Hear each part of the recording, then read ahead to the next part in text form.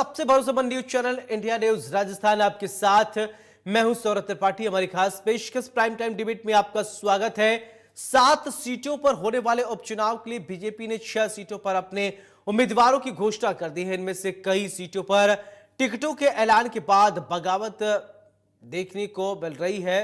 रामगढ़ में बीजेपी उम्मीदवार सुखवंत सिंह के खिलाफ पार्टी के ही जय आहूजा ने मोर्चा खोल दिया था। ठीक ऐसा ही नजारा देवली उनियारा सीट पर है। वहां भी बीजेपी उम्मीदवार को बदलने की मांग की जा रही है। इन सबके बीच बीजेपी मजबूती से चुनाव लड़ने का दावा करते हुए लगातार बागियों को समझाने में लगी हुई है। इधर पीसीसी के वार रूम में उपचुनाव को लेकर महामंथन किया गया। इसमें कांग्रेस के प्रदेश प्रभारी सुखजिंदर सिंह रंधावा, पीसीसी चीफ गोविंद सिंह डोटासरा, नेता प्रतिपक्ष टीकाराम जूली समेत कई बड़े नेता मौजूद रहे। कांग्रेस के इस बैठक में जिताऊ और टिकाऊ उम्मीदवारों के नाम पर मंथन करते हुए सभी नामों को कांग्रेस आलाकमान के पास भेज दिया गया है और कल या परसों तक इन नामों पर मुहर लग सकती है। वहीं बैठक के बाद कांग्रेस ने साफ कर दिया है कि इस बार के उपचुनाव में वो किसी भी पार्टी के साथ गठबंधन नहीं करेगी और अपने अकेले ही दम पर चुनाव लड़ेगी। इन सबके बीच सवाल उठता है कि बीजेपी 6 सीटों पर टिकटों की घोषणा के बाद उपजे बगावत के स्वर को कैसे रोकेगी। बीजेपी के बाद कांग्रेस अपने पत्ते कब खोलेगी। कांग्रेस ने इस बार गठबंधन से साफ इनकार कर दिया है, लेकिन गठबंधन को लेकर बीजेपी का क्या स्टैंड रहेगा। बीजेपी इस बार के उपचुनाव में गठबंधन करेगी या नहीं और बीजेपी के साथ ही क्या कांग्रेस को भी बगावत का डर है। हमारी आज की प्राइम टाइम डिबेट इसी मुद्दे पर केंद्रित है और चर्चा में हमारे साथ जयपुर स्टूडियो से कुछ खास मेहमान जुड़ेंगे। तो ऐसे में सवाल यही कि क्या जो अब 6 प्रत्याशियों के नामों का ऐलान किया गया है उसको लेकर जो नाराजगी का स्वर उठा हुआ है, बीजेपी कैसे इसको शांत कराएगी। अब ऐसे में कांग्रेस ने अभी तक अपने पत्ते नहीं खोले हैं।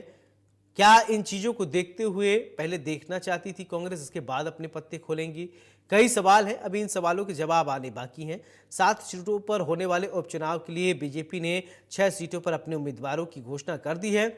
इनमें से कई सीटों पर टिकटों के ऐलान के बाद बगावत देखने को मिल रही है। रामगढ़ में बीजेपी उम्मीदवार सुखवंत सिंह के खिलाफ पार्टी के ही जय आहूजा ने मोर्चा खोल दिया है। ठीक ऐसा ही नजारा देवली उनियारा सीट पर है। वहां भी बीजेपी उम्मीदवार को बदलने की मांग की जा रही है। इन सबके बीच मजबूती से चुनाव लड़ने का दावा करते हुए लगातार बागियों को समझाने की कोशिश बीजेपी की तरफ से की जा रही है। इधर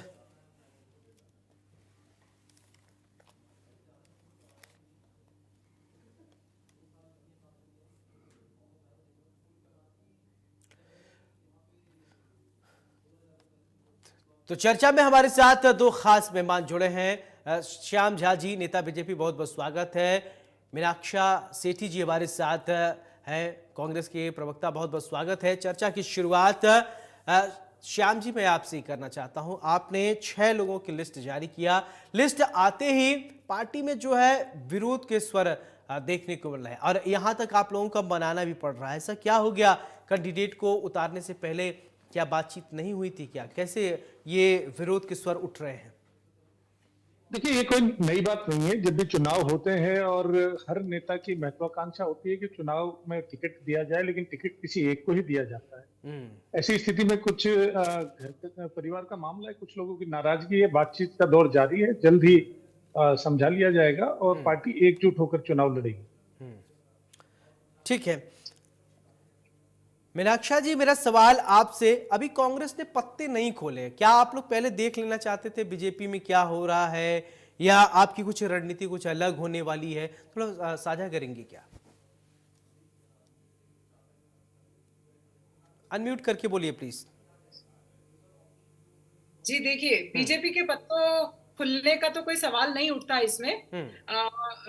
वो तो हमारी अपनी पार्टी के अंदर कौन से नेता है, उन नेताओं की क्या स्थिति है, उन सब पे मंथन चल रहा था और उसके आधार पर आज हमारी स्टेट कोऑर्डिनेशन कमेटी की बैठक हो चुकी है, जिसमें हमारे सारे वरिष्ठ नेता मौजूद थे और उनके आधार पर निर्णय लेकर एआईसीसी को सूचित कर दिया जाएगा और फिर जैसा वहां से निर्देश आएंगे उन सब की पालना के लिए हमारे यहाँ पे जो टीम्स हैं वो बिल्कुल हर विधानसभा में जहां जहां पे उपचुनाव हो रहे हैं वहां पे टीम्स हमारी पूरी तरह से तैयार है। जैसा भी ऊपर से आदेश आएगा उस आदेश की पालना में हम लोग पूरी मजबूती से चुनाव लड़ेंगे। इसमें से ऑलरेडी 4 सीटें कांग्रेस के पास थी और 2 सीटें गठबंधन बीएपी और एक आरएलपी के पास थी और तीसरी जो 7वीं थी वो एक इनके पास थी बीजेपी के पास। लेकिन अब हमारा इरादा यही है कि हम सातों की सातों सीटें बहुत मजबूती से चुनाव लड़ते हुए और सातों की सातों सीटों पर विजय हासिल करें।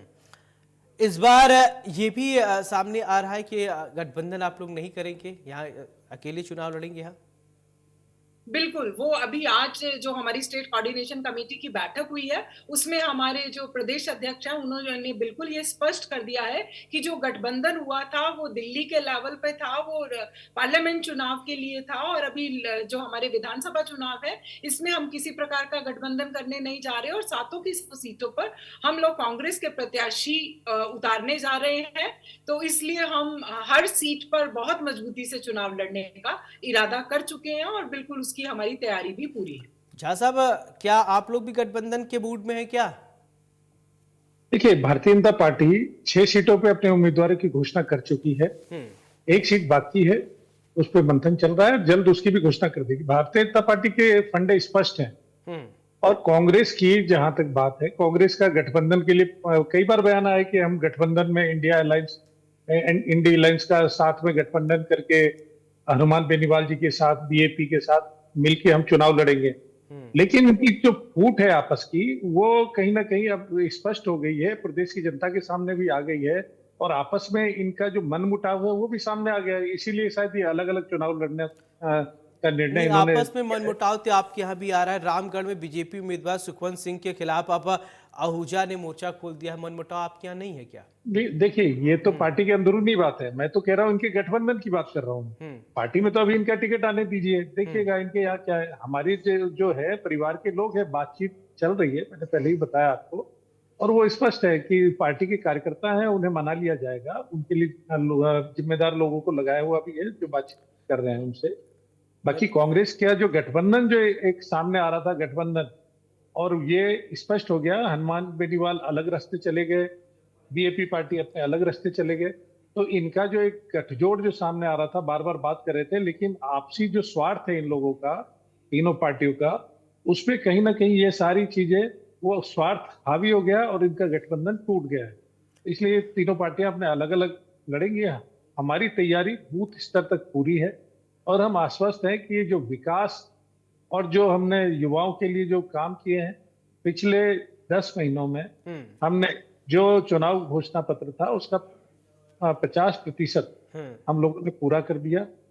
और जिस प्रकार से बजट आया था, पहली बार ऐसा हुआ राजस्थान के इतिहास में कि विपक्ष ने भी बजट की सराहना की। तो आप स्पष्ट है, राजस्थान का विकास करना चाहते हैं, युवाओं का, किसानों का, गरीबों का विकास करना चाहते हैं और राजस्थान का विकास होगा तभी जनता का भी विकास होगा। जी मीनाक्षा जी, मेरा सवाल आपसे कि देखिए अभी बीजेपी में जो फूट है, नाराजगी है, तो वो कह रहे हैं वो तो मना लिया जाएगा, लेकिन कांग्रेस को उनको फिक्र है। कांग्रेस कह रहे हैं कि जो है वो तो उनके यहाँ ठीक नहीं है, ऑल इज वेल नहीं है। इसको लेके कुछ कहेंगी, प्रतिक्रिया देंगी क्या? देखिए, सबसे पहले तो मैं थोड़ा सा आपको करेक्ट करना चाहूंगी, मेरा पूरा नाम मीनाक्षी सेठी जैदी है ना। और दूसरा जो झा साहब कह रहे हैं, माफ कीजिएगा, हमें गलत नाम लिख के मिला था, तो इसलिए माफी चाहूंगा। हाँ, ठीक है, नहीं कोई बात नहीं, कोई बात नहीं, नहीं ठीक है। झा साहब जो कह रहे हैं कि इनके तो जो घर में हो रहा है वो तो इनके परिवार की बात है और कांग्रेस में हो रहा है वो पता नहीं कहाँ की बात है। इनका परिवार तो परिवार और दूसरे का परिवार नहीं। ये अपना घर संभाल लें, ये अपनी पर्ची सरकार को संभाल लें, ये अपनी यू टर्न सरकार को संभाल लें। जनता देख चुकी है पिछले 10 महीनों में क्या हो रहा है और हम लोग बिल्कुल पूरी तरह से इनके जितने भी फैसले हैं, जो भी जनता के साथ बुरा हो रहा है, उसके खिलाफ, उसके विरोध में खड़े हुए हैं और हमारा घर हम संभाल लेंगे। आपको उसकी फिक्र करने की कतई जरूरत नहीं है। और हम लोगों का गठबंधन हो रहा है या नहीं हो रहा है, उससे आपको चिंता करने की कोई जरूरत नहीं है। हम लोग जी। हमारे जो भी पार्टी की अंदरूनी रणनीति है उसके हिसाब से हम निर्णय लेंगे और उस निर्णय के अनुरूप हम लोग पूरी मजबूती से चुनाव लड़ेंगे। जी। उसमें बीजेपी की जो अंतरकलह है उसको आप दूसरों के ऊपर थोपने की कोशिश करें तो ये तो बिल्कुल भी जायज बात नहीं है। ठीक है। श्याम जी को जो बताएंगे क्या, मीनाक्षी जी जो बोल रही हैं वो कह रही कि हमारे यहाँ तो सब कुछ ठीक है, पहले आप अपने यहाँ देखिए। देखिए, अगर सब कुछ ठीक होता तो इनके प्रत्याशियों की घोषणा हो चुकी होती। और आज जब कांग्रेस कार्यालय में बैठक थी, उसमें टीकाराम जूली, डोडासरा जी, अशोक गहलोत जी, तमाम लोग मौजूद थे, लेकिन वहां कहीं भी सचिन पायलट जी का नाम ही नहीं लिया गया। तो अंतर्कलह तो किस प्रकार से है और किस प्रकार से पिछले विगत सरकार में देखिए, मैं लोगों ने बीच में देखा। बात एक नहीं एक काटना एक मिनट। चाहती आपकी, लेकिन मैं एक बात स्पष्ट करना चाहूंगी कि यहाँ पे आपने सचिन पायलट जी का नाम लिया, तो सचिन पायलट जी के बारे में हमारे माननीय प्रदेश अध्यक्ष ने बिल्कुल साफ तौर पे ये क्लियर कर दिया था कि वो विदेश में है, इसलिए वो इस बैठक में उपस्थित नहीं हो पाए। वो हमारी पार्टी का एक सम्मानित सदस्य है और उनकी हर बात को, उनकी राय को भी तवज्जो दी जाएगी। अब आप अपनी बात कंटिन्यू रख सकते हैं। देखिए, जब वो प्रदेश अध्यक्ष रहे तब तवज्जो नहीं दी गई, उनको नाकारा, निकम्मा, नालायक कहा गया, गद्दार कहा गया, तो उससे बुरा तो और क्या हो सकता है। और अब क्या तवज्जो दिया जाएगा। और किस प्रकार से सचिन पायलट जी ने यहाँ अनशन पर बैठे सरकार के खिलाफ यात्रा निकाली, और मानेसर में जो हुआ वो पूरे देश ने देखा, होटलों में सरकार चली और वो पूरी जनता ने देखा। शिक्षक का जो सम्मान समारोह बिरला ऑडिटोरियम में मुख्यमंत्री जी के सामने शिक्षकों ने कहा, हाँ, हमें रिश्वत के लिए पैसे देने पड़ते हैं। डोडासरा जी उस समय शिक्षा मंत्री थे। इसके अलावा जो किस प्रकार से पेपर माफिया गिरोह पनपाया गया, उद्योग की तरह काम कर रहा था, उसमें किस प्रकार से सरकार की लिप्तता के साथ हुआ और युवाओं के साथ कुठाराघात हुआ, वो पूरे राजस्थान ने देखा। तो इस प्रकार से कांग्रेस से पूरा मोह भंग हो चुका है राजस्थान की जनता का, युवाओं का, महिलाओं का, किसानों का। किसानों के साथ किस प्रकार से छल किया गया कि ऋण माफ कर दिया जाएगा, 10 तक गिनती करिए। और आप देखिए, 10 तक गिनती करने के बाद राहुल गांधी जी पलट कर देखने भी नहीं आए कि क्या हाल है किसानों का, उनका ऋण माफ हुआ या नहीं हुआ। करीब मुझे जहां तक ध्यान है, करीब 100 किसानों के आसपास, 100 किसानों ने आत्महत्या कर ली इस गलतफहमी में रहे कि ऋण माफ हो जाएगा। बाद में उनकी जमीन, 3000 किसानों की जमीन कुर्क हो गई, नीलाम कर दी बैंकों ने। तो इस प्रकार का झूठ फैला करके कांग्रेस ने, और जिस प्रकार से युवाओं के साथ कुठाराघात किया, किसानों के साथ किया, तो उससे कांग्रेस से पूरी प्रदेश की जनता वाकिफ हो चुकी है और उन्होंने भारतीय जनता पार्टी को चुना और इसीलिए कांग्रेस को विपक्ष में बिठाया। अभी इन 7 सीटों पे उपचुनाव है, तो वहां भी हमें पूरी उम्मीद है कि जो विकास का काम किया जा रहा है और जिस प्रकार से किसानों के लिए और महिलाओं के लिए, युवाओं के लिए काम किया जा रहा है, गरीबों के लिए काम किया जा रहा है, तो निश्चित ही हमें 7 सीटें मिलेगी। चलिए, 7 की 7 सीटें आप जीत रहे हैं, ठीक है। मीनाक्षी जी, आप बताइए कि 7 सीट ये जीत लेंगे और आप लोगों की आप लोग क्या करेंगे? सब सीटें तो बीजेपी ले जा रही है। हाँ, तो ये तो अब मुंगेरी लाल के हसीन सपने हैं, जहाँ साहब को देखने दीजिए। और जहां तक ये मोह भंग की बात कर रहे हैं, मोह मुंगेरी लाल भंग के अगर हसीन शब्दों में हरियाणा में जलेबियां, मिठाइयां सब धरी रह गई, ढोल वाले वापस अब आके देखिए, चले गए। अब ये आपको मैंने हम हमारे काम पे आपको विश्वास मैंने करते हैं। तसल्ली से सुना था, अब आप भी मुझे नहीं, तसल्ली से थोड़ा सा सुनिए। मेरे को बोलना था, बीच में आपने इंटरप्ट किया था, थोड़ी सी मेरी बात रख दी मैंने भी। चलिए, ठीक है, हाँ ठीक है, बोलिए मीनाक्षी जी, बोलिए। हाँ, तो मैं ये कह रही थी कि ये लोग जो ये बात कर रहे हैं ना कि मोह भंग हो गया और ये किसानों के हितैषी हैं, तो इनसे पूछिए कि 3 काले कानून कौन लेके आया था किसानों के लिए। और जो जो ये नौजवानों के हितैषी हैं, तो अग्निवीर योजना लेके आके किसने छल किया नौजवानों के साथ। और जहां तक मोह भंग की बात कर रहे हैं, तो मोह भंग की बात मैं जरा स्पष्ट कर दूं कि जो दिसंबर में यहाँ पे चुनाव हुए उसमें कांग्रेस पार्टी को 70 सीट मिली और उसके बाद जब लोकसभा चुनाव हुए तो हमारे जो गठबंधन था उसको 11 सीट मिली। अगर कांग्रेस से मोह भंग हो गया होता तो कांग्रेस जो लोकसभा में कांग्रेस को इतना बहुमत जनता ने दिया वो नहीं देती। मोह भंग तो इनका जो दिसंबर से लेके जून के पीरियड में राजस्थान की जनता का बीजेपी से हो गया, तभी उन्होंने हमें राजस्थान में इतने अच्छी सीटें ला कर दी। अगर मोह भंग कांग्रेस से हुआ होता तो लोकसभा चुनाव में हमें राजस्थान में इतनी सफलता नहीं मिलती। तो इसलिए ये किसी मुगालते में नहीं रहे और ये सातों की सातों सीटें हमारे पास आने वाली है। आपके पास तो पहले एक ही सीट थी और वहां से भी जिसको आपने टिकट दिया है वहां से बगावत के स्वर उठ रहे हैं। तो इसलिए ये सातों की सातों सीटें कांग्रेस के खाते में आएंगी। इस बात पे के लिए आप बिल्कुल निश्चिंत रहिए, आपको चिंता करने की कोई भी आवश्यकता नहीं। चलिए ठीक है, अब झा साहब जवाब देंगे क्या? देखिए, इन्होंने कहा कि जो पहले सीट भाजपा की थी वहां बगावत उठ रही है। इनको ये नहीं पता कि बगावत हो रही है, आपने बताया देवली उनियारा सीट पे और रामगढ़ सीट पे। हमारे पास सलूम्बर सीट थी, तो सलूम्बर सीट पे तो कोई सलूम्बर में भी कोई वो बगावत नहीं है। नरेंद्र मीना जी क्यों रो रहे हैं? क्यों देखिए, वो कोई वापस बगावत नहीं है। जाके रो रहे हैं? आप तो घोषणा नहीं कर पा रहे हैं प्रत्याशियों की। आपकी तो कल वो चल रहा है कि आप घोषणा करने में भी अरे घबरा रहे अरे हैं। झा साहब, आपके संविधान जो में नेता, इलेक्शन अरे आप रोक कमीशन लीजिए, ने जो सुन टाइमलाइन दी लीजिए, है उस सुन टाइमलाइन से लीजिए, पहले घोषणा हो जाएगी। आप सुन बेफिक्र रहिए लीजिए। उस बात पे। बिल्कुल, वो तो होगी।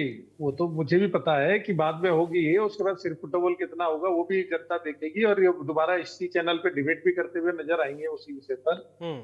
लेकिन वास्तविकता ये है कि युवा और जो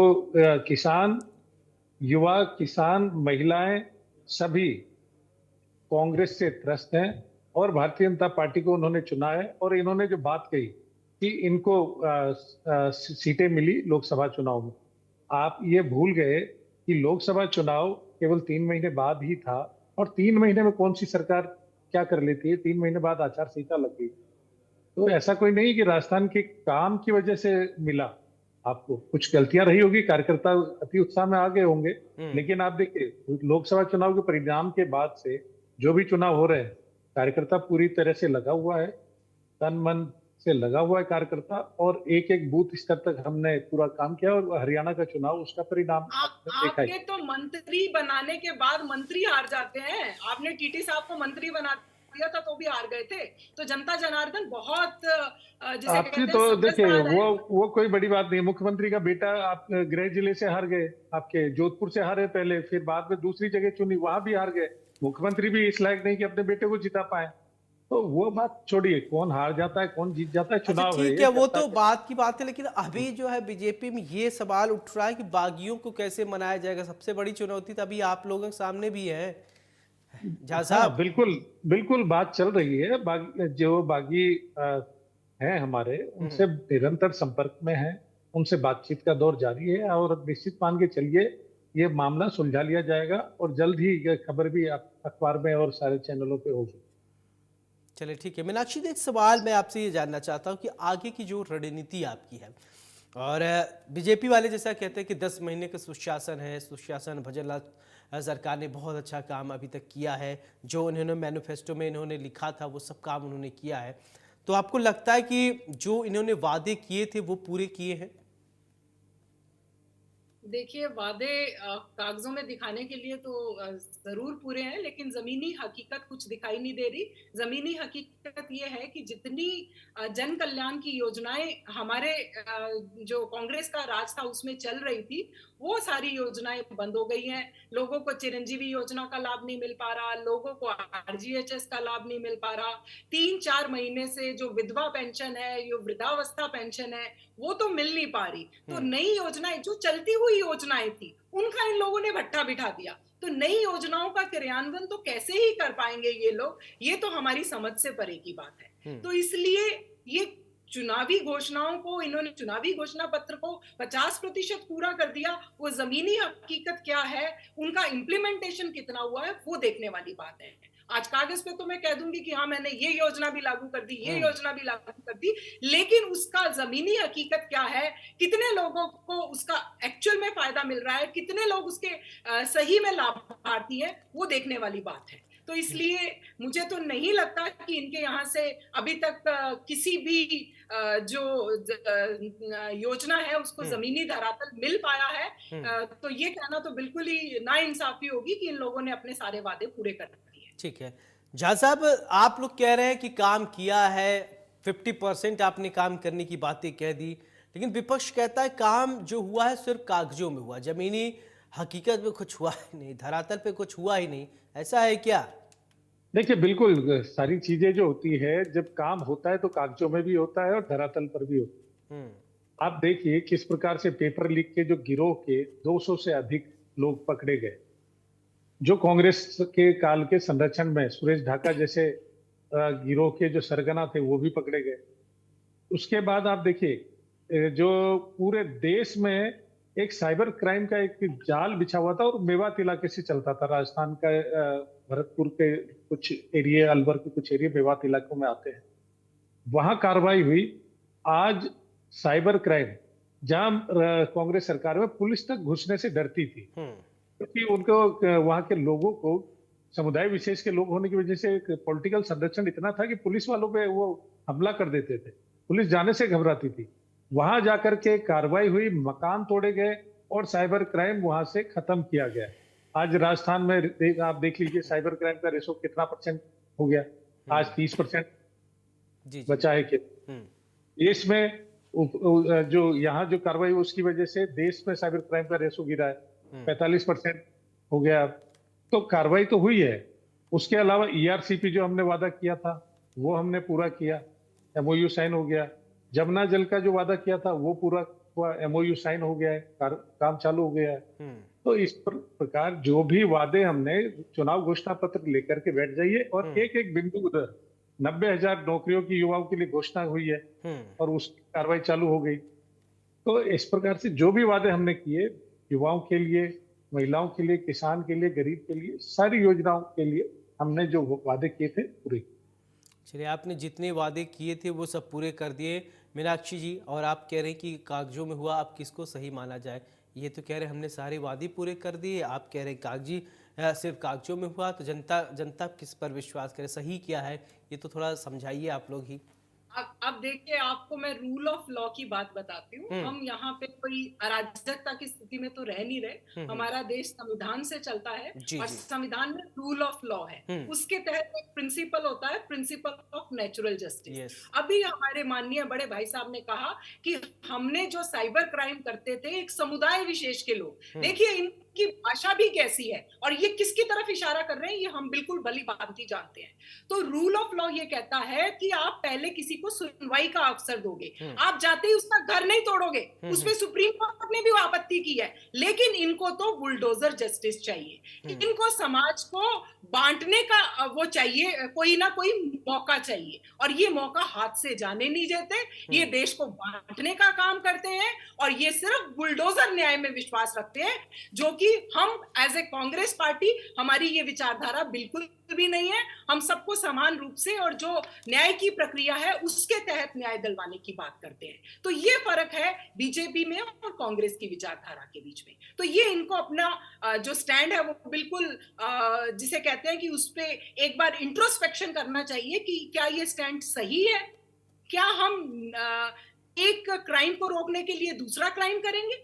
अगर हम साइबर क्राइम को रोकना चाहते हैं तो बहुत अच्छी बात है, लेकिन हम अगर कोई साइबर क्राइम का सस्पेक्ट है तो जाके हम क्या सीधा ही उसका घर तोड़ देंगे? हम उसको कोई सुनवाई का मौका नहीं देंगे? वो इस देश का नागरिक नहीं है क्या? अच्छा मैडम, एक बात बताइए कि आप क्या, ठीक है आपकी बात से, आप संविधान की बात करें और नियम कानून बात करें, लेकिन अब सोचिए कोई किसी को गोली मार दे रहा है, इतनी जघन अपराध को वो लिप्त है, उसमें चीखें निकल जा रही हैं, उन लोगों के प्रति भी संवेदना है क्या या नहीं? देखिए, रूल ऑफ लॉ हमेशा प्रिवेल करेगा। उसमें मैं ये नहीं कह रही कि किसी ने अगर कोई अपराध किया है तो हमें उसके लिए हम उसको जिसे कहते हैं कि जस्टिफाइड ठहराएं, लेकिन एक जो रूल ऑफ लॉ है, जो कानून की प्रक्रिया है, उसका पालन तो निश्चित रूप से हमें करना पड़ेगा। उसको आप बिल्कुल गिरफ्तार कीजिए। मतलब बीजेपी जो है वो रूल ऑफ लॉ को फॉलो नहीं कर रही है, बुलडोजर एक्शन को तरजीह ज्यादा दे रही है, ये आप कहना चाह रही हैं?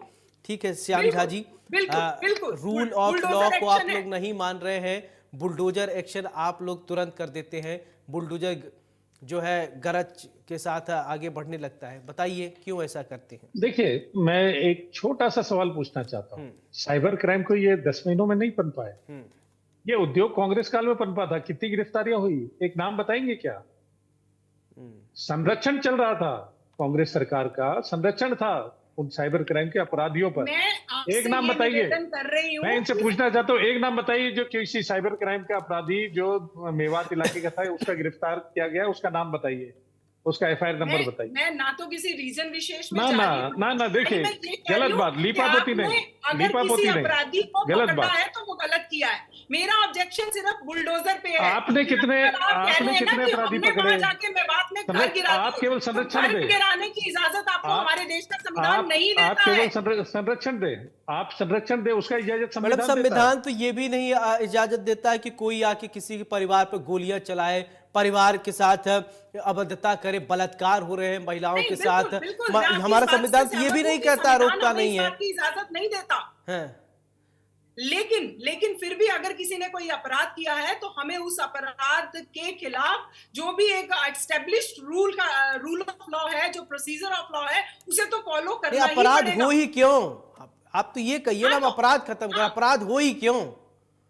हाँ तो वो तो मैं कह रही हूँ कि अगर अपराध पहले तो हमारा फर्स्ट जो स्टेप है वो तो ये होना चाहिए कि हम अपराध को प्रिवेंट करें। लेकिन अगर किसी कारणवश अपराध अच्छा, हो जाता है अभी तो इससे उसको पहले चुनाव हुए जब अशोक गहलोत मुख्यमंत्री हुआ करते थे, तो सबसे ज्यादा राजस्थान सरकार पर अपराध को लेकर ही मैं डिबेट करता था, तो सवाल सिर्फ अपराध को लेकर तक होते थे कि अपराध नहीं थम रहे हैं, अपराध नहीं रुक रहे हैं।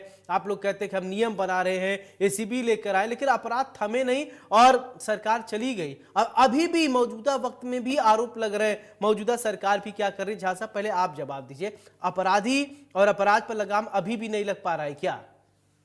देखिए, अपराध कम हुए हैं, निश्चित कम हुए हैं, और अपराध को जड़ से खत्म करने का संकल्प भारतीय जनता पार्टी सरकार का है। और निश्चित रूप से आज महिलाएं अपने आप को सुरक्षित महसूस करती है। राजस्थान में थानों तक में, अस्पताल में, सड़क पर, घर तक में महिलाएं सुरक्षित नहीं थी कांग्रेस सरकार में। और अभी आप देखिए किस प्रकार से इन्होंने मेरे सवाल का जवाब नहीं दिया। अपराधियों को संरक्षण दे सकते हैं, वो संविधान इनको बताता है क्या? वो संविधान इजाजत देता है क्या? संविधान तुरंत उठा के आ जाते हैं। आपने जब वहां पे इतने सारे साइबर क्राइम पनप रहे थे, उनको कितने लोगों को गिरफ्तार किया, कितनी कार्रवाई की? बजरी माफिया पुलिस अधिकारियों तक पे ट्रक चढ़ा दे रहे थे, आरटीओ अधिकारियों तक पे ट्रक चढ़ा दे रहे थे। कितने बजरी माफियों को गिरफ्तार किया? उसके आप कार्रवाई करेंगे तो संविधान लेकर के आ जाते हैं। आप ये देखिए, ये पूरी तरह संरक्षण देना चाहते हैं माफियाओं को, वर्ग विशेष को, जो इस तरह के काम करते हैं, उन लोगों को। और इनके संरक्षण में ही सारे उद्योग पनपते हैं। इन्होंने एक नाम नहीं बताया कि इन्होंने 5 साल में कितने साइबर क्राइम अपराधियों को वहां से गिरफ्तार किया। एक नाम नहीं बता पाएंगे। और हम कार्रवाई करते हैं तो संविधान की दुहाई देते हैं। आपको क्या संविधान ने इजाजत दिया है क्या कि उनको संरक्षण देना है? अपराधियों को संरक्षण देने का इजाजत क्या संविधान दे रहा है क्या आपको? बताइए मीनाक्षी जी, अब इस आरोप का जवाब तो आप भी दे सकती हैं। आपको झा साहब, मैंने ये कब कहा कि संविधान हमें अपराधियों को संरक्षण देने की वो तो कार्रवाई क्यों नहीं कर पाते हैं फिर आप लोग? फिर कार्रवाई क्यों नहीं होती है? क्यों नहीं हुई पहले कार्रवाई है वो जो आज हुई है? ऐसा नहीं है कि कार्रवाई नहीं हुई। आप एक नाम बता दीजिए ना।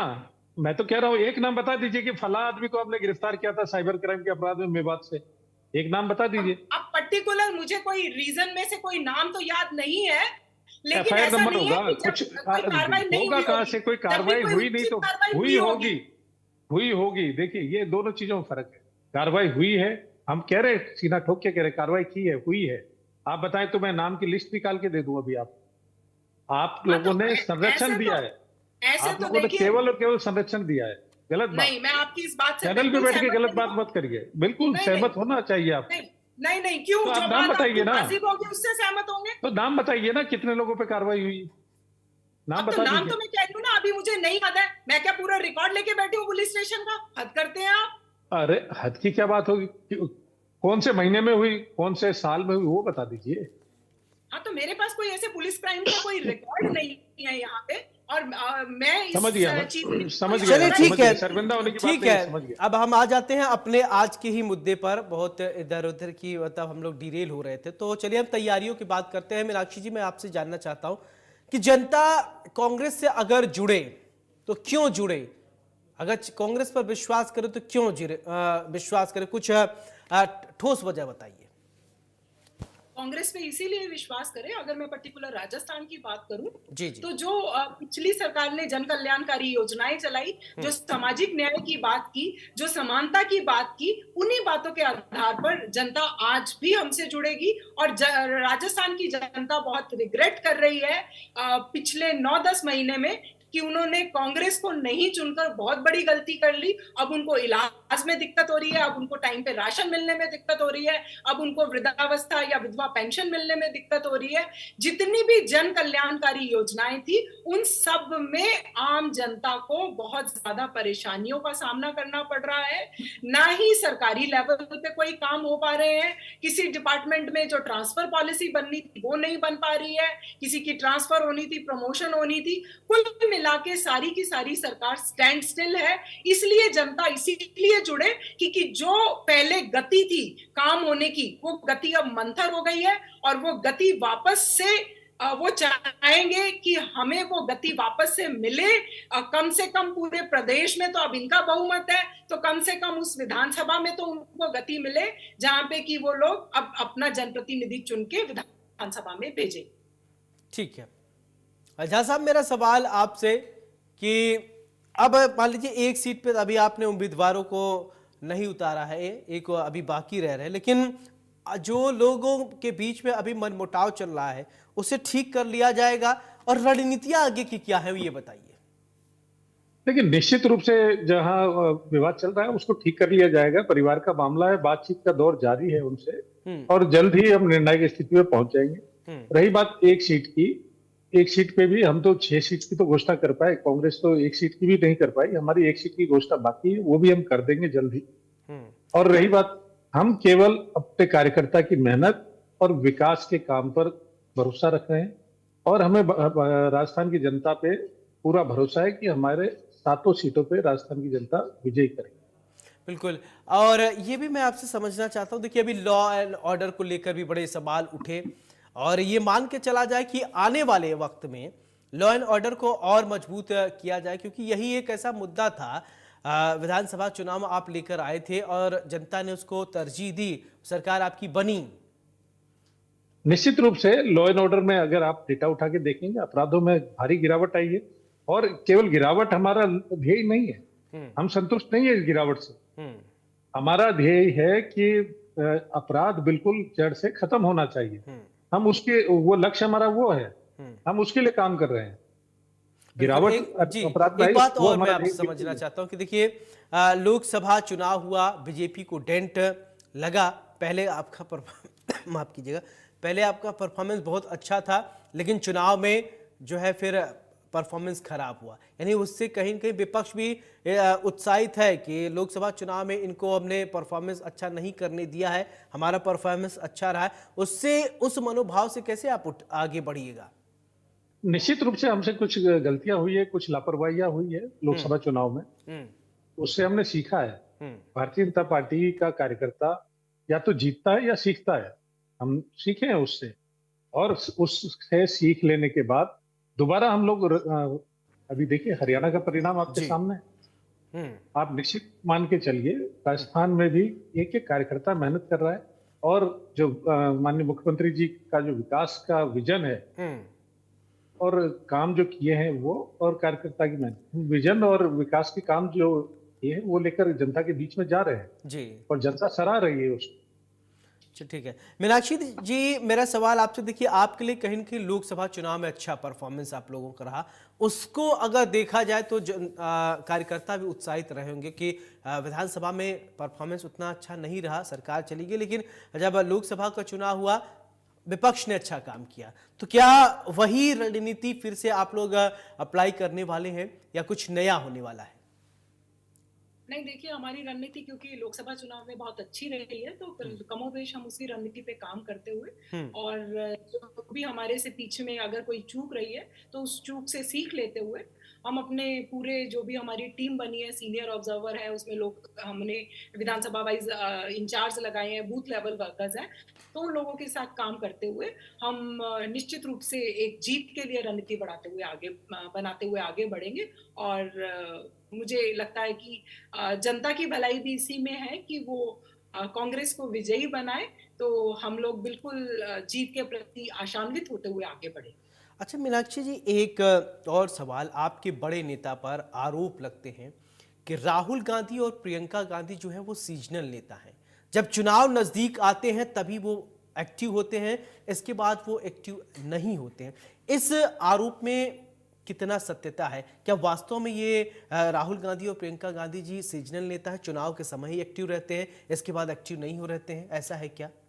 और जिसका आपको नुकसान होता है? देखिए, ये गोदी मीडिया का फैलाया हुआ प्रचार है। किसने आप गोद लोग में तो लिया है देख मैडम? रहे हैं।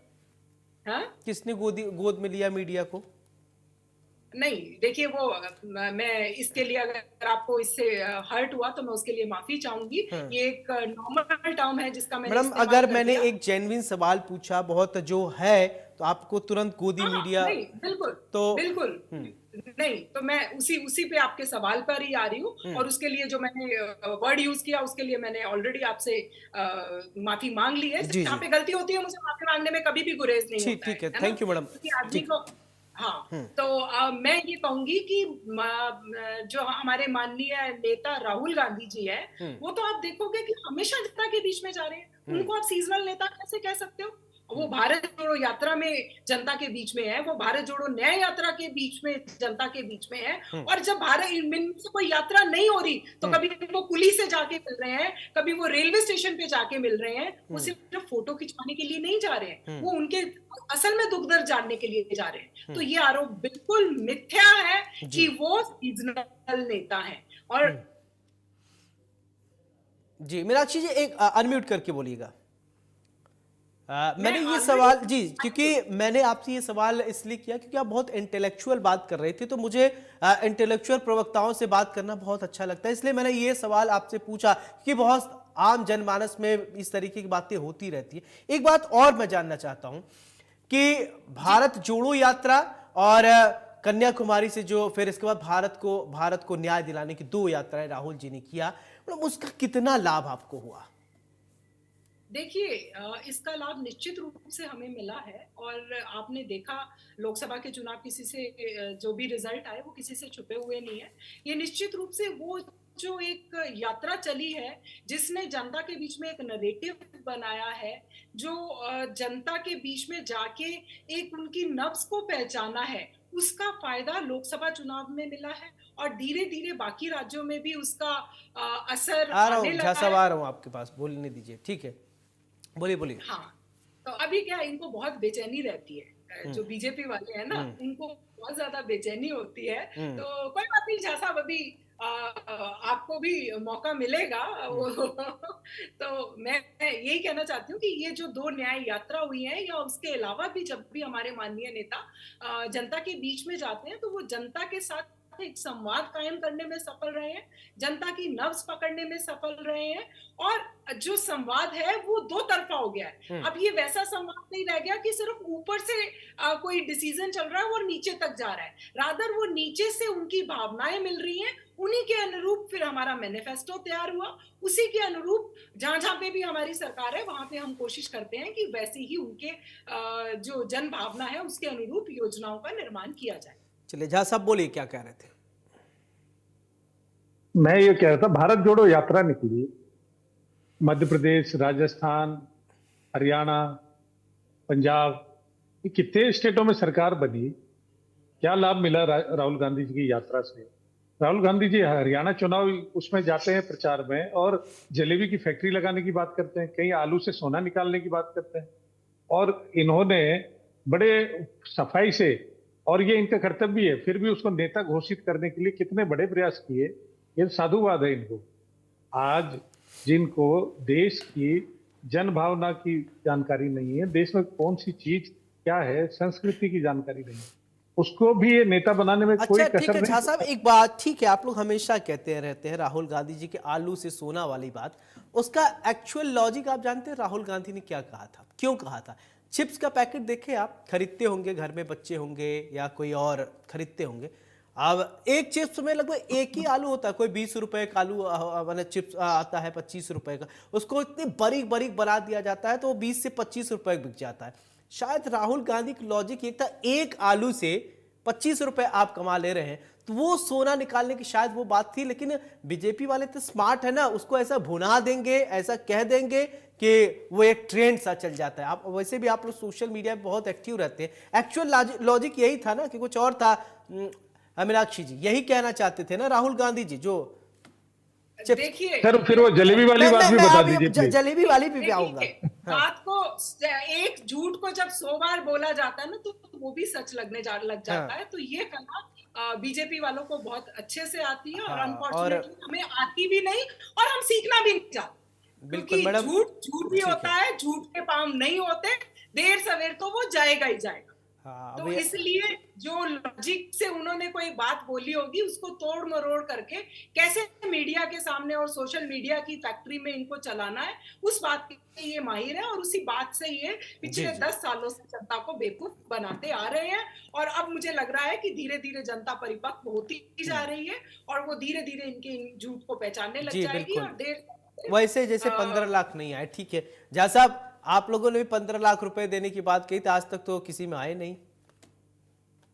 देखिए 15 लाख खातों में आने का आप एक स्टेटमेंट चला के बता दीजिए कि कहा था कि हर खाते में 15 लाख भेजेंगे, इस तरह का एक स्टेटमेंट आप चला के बता दीजिए। ये जरूर कहा था कि देश में इतना काला धन है विदेशों में, अगर वो बांटा जाए तो हर खाते में 15 लाख रुपए आ जाए, इतना काला धन है, इस तरह की बात जरूर कही गई थी।